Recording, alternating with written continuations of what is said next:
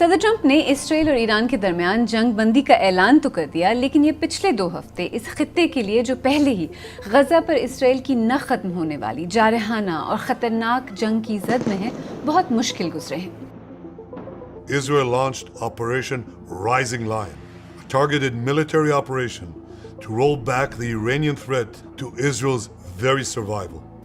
اسرائیل نے 13 جون کو ایران پر حملہ کیا اور ایران کی فوجی اور نیوکلیئر فیسلٹیز اور قیادت کو نشانہ بنایا۔ ایران نے جوابی کارروائی کی اور اسرائیل پر میزائلز اور ڈرون سے حملہ کیا۔ جہاں ایک طرف اسرائیل کو بظاہر ایران کی فضائی حدود پر مکمل کنٹرول حاصل تھا اور وہ جہاں چاہے وہاں بمباری کر رہا تھا، وہیں ایران نے اسرائیل پر میزائل سے حملے جاری رکھے، جن میں سے اکثر کو اسرائیل کے آئرن ڈوم نے تباہ کر دیا، لیکن کئی اسرائیل کے اندر فوجی اور دیگر اہداف پر گرے۔ ریجیم چینج کی باتیں ہوئیں۔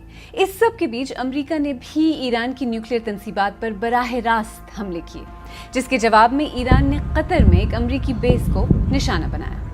صدر ٹرمپ کی طرف سے سیز فائر کا اعلان ہو گیا اور دونوں ملکوں نے اسے قبول بھی کر لیا، لیکن ساتھ ہی ایک دوسرے پر سیز فائر وائلیشنز کے الزامات بھی لگائے۔ یہ سیز فائر کب تک اور کس طرح ہولڈ کرتا ہے، یہ ابھی واضح نہیں۔ آج سربین میں اسی بارے میں بات کریں گے اور 2 بنیادی سوالوں کا جواب دینے کی کوشش کریں گے۔ اس ساری ایسکلیشن کے بعد، جسے صدر ٹرمپ نے 12 روزہ جنگ کا نام دیا، اس وقت اب ایران فوجی اور سیاسی لحاظ سے کہاں کھڑا ہے؟ اور ایران کو ہونے والے فوجی نقصانات تو واضح ہیں، لیکن ایران کا امریکہ اور اسرائیل کے خلاف مزاحمت کا جو بیانیہ ہے، کیا اسے بھی نقصان پہنچا ہے یا پھر یہ بیانیہ مضبوط ہوا ہے؟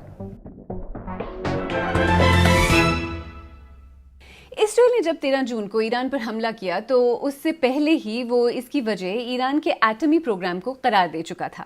اسرائیل کا دعویٰ تھا کہ ایران ایٹم بم بنانے کے قریب پہنچ چکا تھا اور ایران کا ایٹمی پروگرام اس کے وجود کے لیے خطرہ بن چکا تھا۔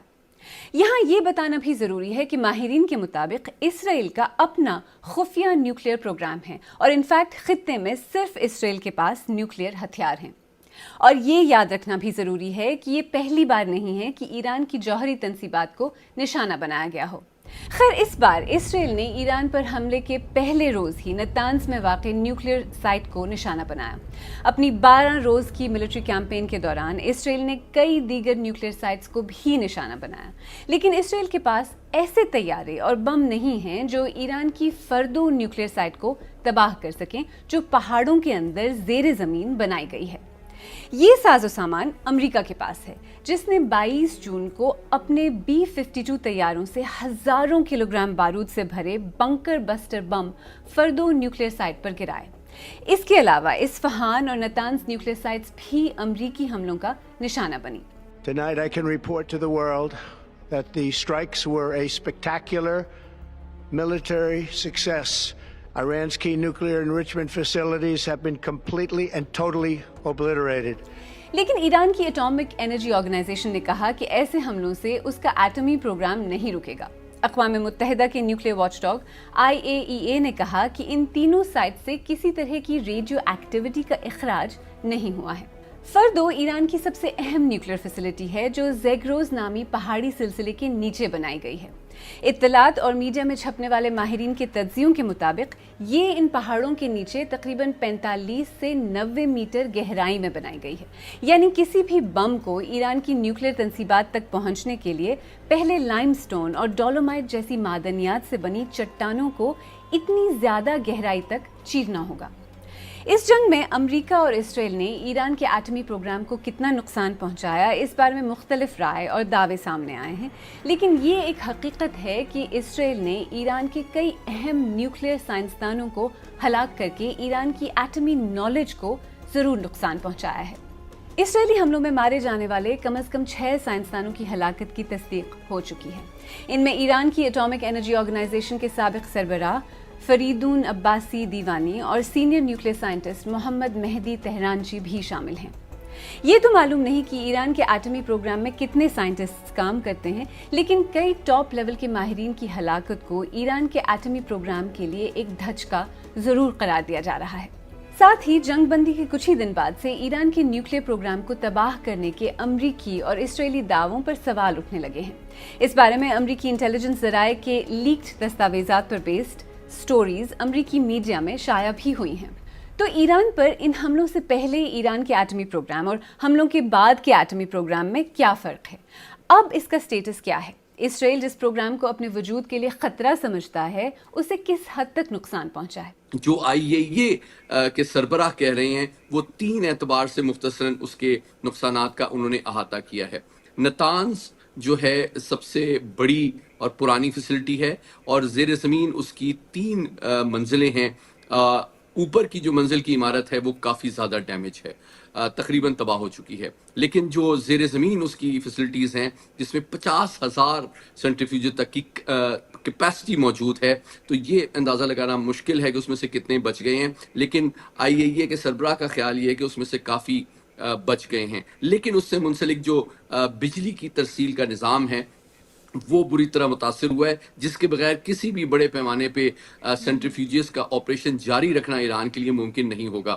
فردو جو ہے وہ اس کے بارے میں خود جو ایرانی ایٹمی ادارہ ہے اس نے بھی یہ تسلیم کیا ہے کہ سگنیفیکنٹ ڈیمیج ہوا ہے اس کو۔ IAEA نے بھی اس کو رپورٹ کیا ہے، لیکن یہ نہیں کہا کہ مکمل طور پہ تباہ ہو گیا۔ اس سے ظاہر یہ ہوتا ہے کہ 2 باتیں، ایک تو یہ کہ چونکہ تابکاری بہت زیادہ نہیں پھیلی تو اس سے 2 باتیں ثابت ہوتی ہیں کہ یا تو وہ ڈیمیج بہت زیادہ نہیں ہے، یا پھر اس حملے سے پہلے انہوں نے انرچ یورینیم کے جو مواد ہے وہ وہاں سے منتقل کر دیا تھا، جس کے نتیجے میں جو IAEA کی اسیسمنٹ ہے کہ ان کے پاس 400 کلو 60% انرچ یورینیم ہے، جو کہ 9 ایٹمی ہتھیار بنانے کے لیے کافی ہے۔ اگر وہ سینٹریفیوجز بچانے میں کامیاب ہو گئے ہیں تو اس کو آپ کو اس کانٹیکس میں دیکھنا چاہیے کہ جناب جو حالیہ بحث ایران کے اندر جاری ہے کہ NPT سے نکلا جائے یا IAEA سے تعاون پہ نظر ثانی کی جائے، اس کے نتیجے میں ان کا جو دورانیہ ہے موجودہ استعداد سے ایٹمی ہتھیار بنانے تک، وہ کسی حد تک اسرائیل اور امریکہ نے بڑھایا ہے لیکن ختم نہیں کیا۔ اس جنگ میں اگر دیکھیں تو جو ایران کا ایئر ڈیفنس سسٹم تھا وہ ناکام نظر آیا۔ جو اسرائیلی ایئر کرافٹس تھے ان کو کمپلیٹ کنٹرول تھا، وہ کہتے تھے کہ ایران کے اوپر، تہران کے اوپر مکمل کنٹرول ہے، وہ جہاں چاہیں وہاں بم برسا رہے تھے۔ دیکھیے جو اسرائیل کی مہارت ہے، اور انہوں نے مہینوں پہلے ایسے وہاں پہ اپنے جاسوس جو ہے وہ ڈپلوائے کیے تھے جو کہ وہاں کی ایئر ڈیفنس کی صلاحیت کا صحیح اندازہ بھی لگا رہے تھے، اور انہوں نے پہلے ڈرونز لانچ کیے ایران کے اندر سے، جن کے ذریعے سے انہوں نے کسی حد تک نقصان پہنچایا ان ایئر ڈیفنس سسٹم کے ریڈارز کو۔ اچھا، اس کے بعد جو ہے آپ دیکھیں کہ ان کی جو سیکنڈ لیئر ہوتی ہے وہ اس میں اس کو سیڈ کہا جاتا ہے، suppression of enemy air defence, SEAD۔ اس صلاحیت سے لیس طیارے جو ہوتے ہیں وہ ان کے ریڈارز کو جیم کرتے ہیں، ان کے ریڈارز کو ڈسٹروائے کرتے ہیں، تاکہ جو S-300 یا اور جو دیگر سرفیس ٹو ایئر میزائل ہیں جو ان کو رہنمائی اور گائیڈنس پرووائڈ کرنے والے ریڈار ہیں، ان کو ناکارہ کر دیا جائے۔ اور پھر 3rd لیول پہ ان کے جو جہاز ہیں وہ ان کی میزل سائٹس کو تباہ کرتے ہیں۔ نیوکلیئر سائنٹسٹ و تنصیبات کے ساتھ ساتھ اسرائیل نے ایران کی فوجی تنصیبات اور قیادت کو بھی نشانہ بنایا۔ اسرائیلی حملوں میں مارے جانے والے کم از کم 9 ملٹری کمانڈرز کی ہلاکت کی تصدیق ہو چکی ہے۔ ان میں ایران کی مسلح افواج کے سربراہ میجر جنرل محمد باقری اور پاسداران انقلاب نامی سیکیورٹی فورس کے سربراہ میجر جنرل حسین سلامی بھی شامل ہیں۔ یعنی ایران کے اندر سے ایرانی اہداف پر حملے کیے گئے، ایرانی فوجی کمانڈرز کے بارے میں معلومات، ان کی پریسائز لوکیشنز پر حملے، اور اس طرح کے حملوں کے بارے میں انٹیلیجنس کی کمی اور ان کو روکنے میں ایران کی ناکامی۔ اس سے ایک طرف اگر ایران کی فوجی قیادت کو ختم کیا گیا تو دوسری طرف اس سے ایران کے سیکیورٹی اور انٹیلیجنس فیلیئرز بھی واضح ہوئے۔ تو آخر ان سیکیورٹی فیلیئرز کی وجہ کیا ہو سکتی ہے؟ ایران میں بھی جب انقلاب 1979 کے بعد آیا تو آپ جانتے ہیں کہ تاریخی سطح پہ جو ان کی فوج تھی اس کی سوچ، مزاج، تمدن، ٹریننگ، ہتھیار، وہ سارے امریکی نوعیت کے تھے، امریکی ساخت کے تھے، اور ان کے تعلقات بھی امریکہ کے ساتھ بہت قریبی تھے۔ اس لیے جب آیت اللہ خمینی برسر اقتدار آئے تو انہوں نے جو ایرانی فوج ہے اس کے اوپر زیادہ اعتماد کا اظہار نہیں کیا، تو ان کو بھی سب سے زیادہ جو سٹف ریزسٹنس کا، مخالفت کا سامنا وہ ایرانی افواج اور انٹیلیجنس کی جانب سے کرنا پڑا تھا۔ اس لیے انقلاب اسلامی کے بعد انہوں نے ایک پیرل تنظیم جس کو آپ پاسداران انقلاب یا IRGC کہتے ہیں وہ ریز کی، اور آج بھی جو ایران کی نظریاتی قیادت ہے وہ اہم اور حساس ترین جو ملٹری اور انٹیلیجنس کے معاملات ہیں، چاہے ان کا ایٹمی پروگرام ہو یا ان کا میزائل پروگرام ہو، انٹیلیجنس کے معاملات ہوں، اس میں زیادہ انحصار IRGC یا پاسداران انقلاب پہ کرتی ہے، اور فوج پہ زیادہ اعتماد کسی حد تک کم ہے، چونکہ یہ دو متوازی سسٹمز ایران کی انٹیلیجنس اور فوجی قیادت کے اندر کام کر رہے ہیں، جس میں کسی حد تک ایک دوسرے کے حوالے سے اعتماد کا فقدان ایک تاریخی حقیقت ہے، اور وسائل اور اعتماد اور اختیارات جس حد تک پاسداران انقلاب کے پاس ہیں، اس حد تک ڈیفینیٹلی ان کی جو روایتی آرمی، ایئر فورس، نیوی ہے اس کے پاس نہیں ہے. ان کو ایک طرح سے سیکنڈ لیول کی فورس سمجھا جاتا ہے، جس کی وجہ سے ان کے اندر ابھی بھی گریونس پایا جاتا ہے، اور جن لوگوں کا گریونس زیادہ ہوتا ہے ڈیفینیٹلی ان کو جو ایران کی ریاست یا نظریاتی قیادت کی مخالف قوتیں ہیں وہ استعمال کرتی ہیں. تو میں سمجھتا ہوں یہ ایک اسٹرکچرل ولنریبلٹی یا فلا ہے ان کے نظام میں، جس کا میں سمجھتا ہوں حتمی طور پہ سدباب اتنا آسان نہیں ہوگا. خیر، بات شروع تو ایران کے متنازع نیوکلیئر پروگرام سے ہوئی تھی، لیکن بہت جلد اسرائیل اور امریکہ کی طرف سے ریجیم چینج کی باتیں بھی ہونے لگیں. کچھ ایکسپرٹس یہ کہنے لگے کہ بظاہر ان حملوں کا مقصد صرف ایرانی نیوکلیئر پروگرام کی تباہی ہی نہیں، بلکہ ایرانی حکومت اور نظام حکومت کو نقصان پہنچانا، شاید اسے اقتدار سے ہٹا دینا بھی ہو سکتا ہے. دیکھیں، اگر ایک ہدف ایران کی حکومت کو بدلنا یا کمزور کرنا بھی تھا تو ایسا کچھ فی الحال ہوتا ہوا نظر نہیں آ رہا. یہ بات سچ ہے کہ اسرائیلی اور پھر امریکی حملوں سے پہلے ایرانی حکومت کو ملک کے اندر کئی چیلنجز درپیش تھے. آبادی کا ایک حصہ اپنی حکومت سے ناخوش تھا، حکومت پر سیاسی اختلاف کو کچلنے، سخت سماجی اور مذہبی ضوابط نافذ کرنے کے الزامات لگتے رہے ہیں. لیکن مبصرین کے مطابق اسرائیلی حملوں کے بعد ایک بیرونی خطرے کے پیش نظر ایرانی حکومت کے لیے ایران کے اندر حمایت میں بظاہر اضافہ ہوا ہے. ملک کی سب سے بڑی اپوزیشن جماعت تودے پارٹی نے بھی ایران پر اسرائیلی حملے کو جارحیت قرار دیتے ہوئے سخت الفاظ میں اس کی مذمت کی ہے اور کہا کہ بیرونی مداخلت سے کسی بھی طرح کی تبدیلی کی مخالفت کی جائے گی. شدید بمباری اور اسرائیلی حملوں کے باوجود ایرانی شہریوں کی ایک بڑی تعداد نے اس دوران سڑکوں پر نکل کر اسرائیلی اور امریکی حملوں کی مذمت اور اپنی حکومت کی حمایت کا اظہار کیا.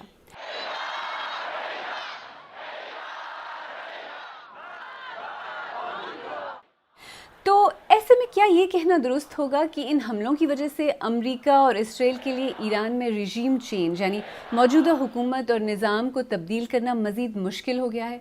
میں نے یہ سوال لندن کے کنگز کالج میں بین الاقوامی تعلقات کی پروفیسر حمیرہ اقتدار سے پوچھا.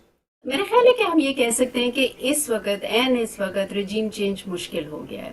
اگر ہم اس چیز کو نظر میں رکھیں کہ یہ جنگ اگریسرز جو ہیں وہی ڈیل آفر کر رہے ہیں، تو ہم یہ کہہ سکتے ہیں کہ رجیم اس وقت فتح یاب ہے اور اس وجہ سے ان کو ہلانا تھوڑا مشکل ہے. لیکن اس کی 2-3 وجوہات اور بھی ہیں.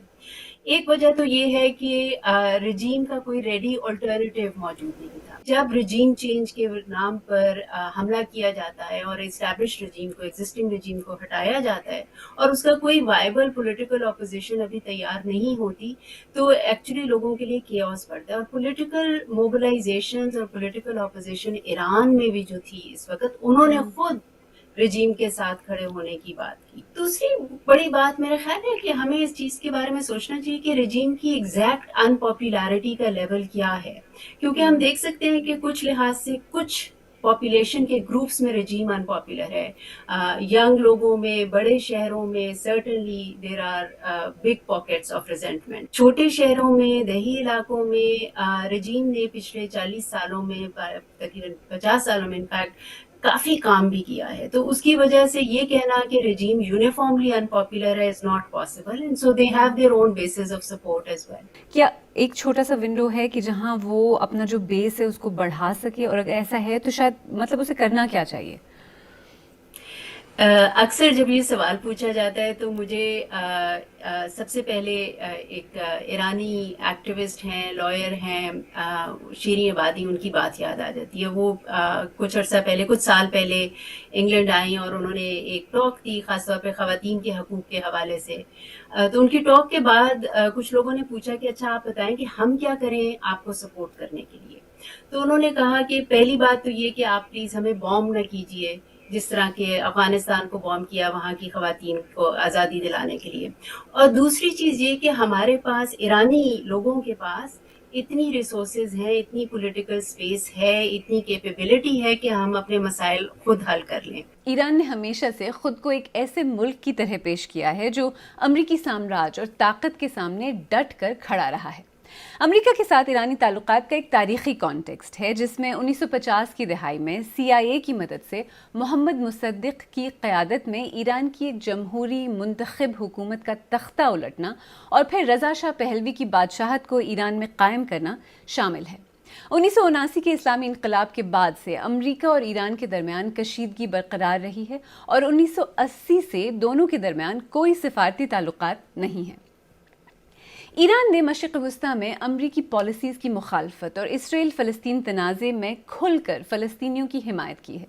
लुबनान में हिज़्बुल्लाह, शाम में बशार अल असद की साबिक़ हुकूमत और यमन में हूसी ख़ित्ते में ईरान के इत्तेहादी रहे हैं।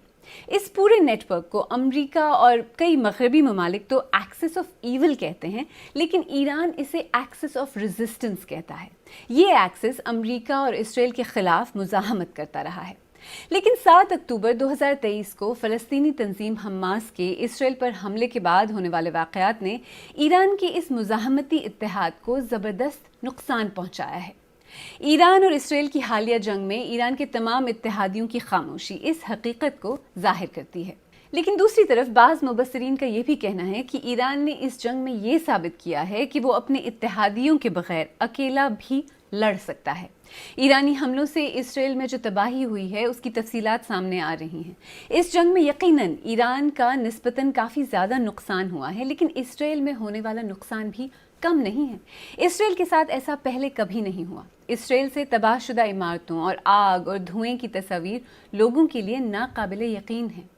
ईरान का एक्सिस ऑफ रेजिस्टेंस तो टूट फूट गया है, लेकिन क्या ईरान के इस इमेज को भी नुकसान पहुंचा है कि वो एक ऐसा मुल्क है जो इसराइल और अमेरिका की पॉलिसीज़ और इक़दामात के ख़िलाफ़ मुज़ाहमत करता है? क्या इसराइल के साथ हालिया जंग ने ईरान को ख़ित्ते में मुज़ाहमत की अलामत के तौर पर मज़ीद उभारा है, या इस जंग का नतीजा इसके बरक्स है? अभी तक तो यही लगता है कि वो नैरेटिव मजबूत हुआ है, और उसकी वजह ये है कि हमने देखा कि जो इजराइल का अटैक था वो इंटरनेशनल लॉ यानी कि बैनुल अक़वामी कवानीन की तहत से गैर कानूनी था। जो ईरान का नैरेटिव ऑफ रेजिस्टेंस है वो ना सिर्फ ईरान का नैरेटिव ऑफ रेजिस्टेंस है, बल्कि वो एक हम कह सकते हैं कि एक ज़्यादा wider third world narrative of resistance भी बन रहा है। पिछले 2 साल से इस किस्म की गैर कानूनी जंगों के खिलाफ एक इंटरनेशनल नैरेटिव डेवलप हो रहा है, जिसमें साउथ अफ्रीका है, इंडोनेशिया है, लैटिन अमेरिका के मुख्तलिफ ममालिक हैं, जो कि एक तरह से इस चीज़ को देख रहे हैं कि ये एक इस वक्त आलमी लेवल पे पावर शिफ्ट हो रही है। तो अमेरिका ने जो एक सिस्टम सेटअप किया हुआ था इंटरनेशनल कवानीन का, जिसको कि काफ़ी हद तक अमेरिका लीड कर रहा था पिछले 50-60 सालों में, जब हम देख रहे हैं कि उसमें शिफ्ट हो रहा है, तो एक ब्रॉडर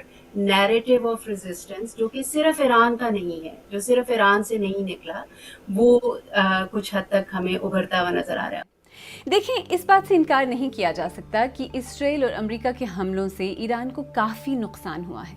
इसकी फ़ौजी और न्यूक्लियर क़यादत, फ़ौजी और न्यूक्लियर इंफ्रास्ट्रक्चर काफ़ी हद तक डैमेज हुए हैं, और इसे इन तमाम सलाहियतों को जंग से पहले वाली लेवल तक वापस लाने में वक्त लगेगा। लेकिन ये भी सच है कि ईरान ने बतौर एक मुल्क घुटने नहीं टेके। उसने जवाबी कार्रवाई में इसराइल को उस तरह का नुकसान पहुंचाया जिसकी इसराइल को आदत नहीं।